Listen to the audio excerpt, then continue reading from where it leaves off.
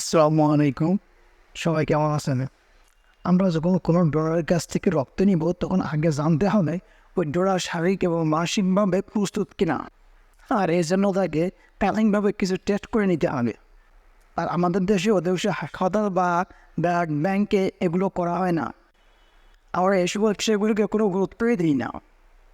কোনো রোগীর রক্তের প্রয়োজন তার একজন ডোনারকে সাথে করে আনলেন, আনার পরে আমরা কী করি সে রোগীর ব্লাড গ্রুপ এবং প্লাজমা চেক করে যদি ঠিক থাকে তাহলে তার থেকে এক ব্যাগ রক্ত নিয়ে হাসিমুখে সেই রক্তটা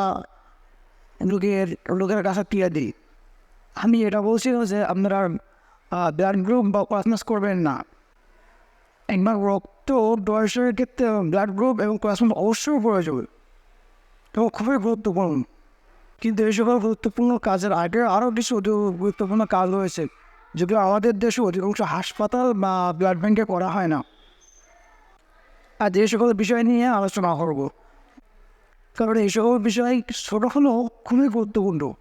এই জন্য চলুন আমরা এ সকল বিষয়ে জেনে নিই। 1. বয়স 18 থেকে 60-এর মধ্যে হতে হবে, এর কম অথবা বেশি হওয়া যায় না। 2. ওজন সর্বনিম্ন 45 কেজি হতে হবে। 3. বডি টেম্পারেচার 98.4 ফারেনহাইট হতে হবে, এর বেশি হলে আমরা জ্বর বলে ধরে নেব।